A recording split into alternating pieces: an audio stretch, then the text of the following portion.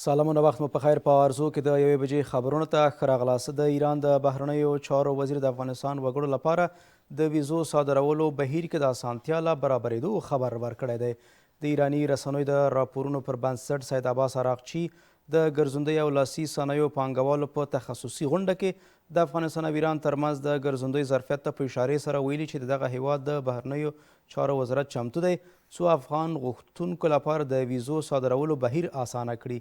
ښاغلي عراقچي دغه راز له ګاونډیو هیوادونو سره د اقتصادي تعاملاتو پر پراختیا ټینګار کړی او زیاته کړې ده چې دغه هیوادونه د بندیز په شرایطو کې د ایران تر ټولو مهم اقتصادي ظرفیتونه ګڼل کیږي.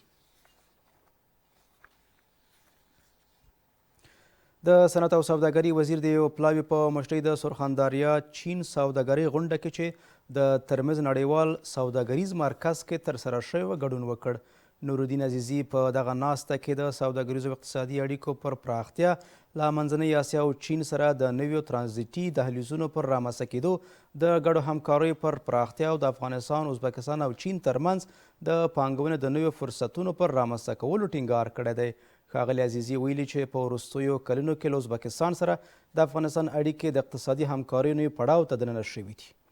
د افغانستان پلاویو د دغه غونډې په څنډه کې دغه راز د ازبکستان تولیداتو او محصولاتو له نندارتونه هم لیدنه کړې ده. د اسلامي امارت د بهرنیو چارو وزارت د افغانستان او تاجکستان ترمنځ په سرحدي سیمه کې د ورانکارو کسانو د ډزو له امله د تاجکستان د بدخشان د یوې میرمنې په مړینې خواشیني څرګنده کړې ده.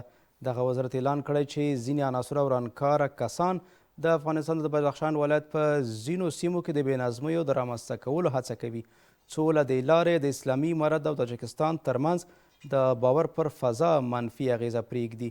په اعلامیه کې راغلي چې اسلامي امارت چاته اجازه نه ورکوي چې د افغانستان له خاورې څخه د بېنظمۍ د رامنځته کولو لپاره کار واخلي.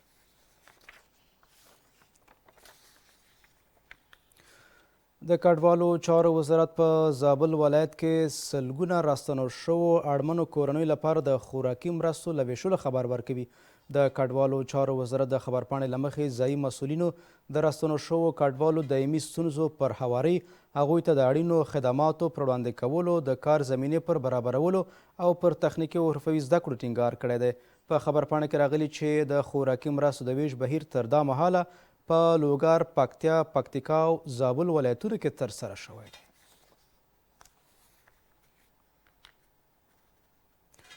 په اندونیزیا کې د زورورې زلزلې له امله د مړو شوو کسانو شمیر 50 ته اوښتی دی. د راپورونو پر بنسټ د دغه پیښې له امله 114 تن نور ټپیان شوي او 15 تنه نور له خپلو مینو څخه یې لیږدول شوي دي. د ریختر په کچه 7.7 درجې دغه زلزلې چې تیره ورځ د اندونیزیا ځینې برخې ولړزولې، دغه راز د ځمکښویدنې او د وړو سونامیو رامنځته کېدو لامل شوې ده. د خبرونو پایله ملتیا مو مننه.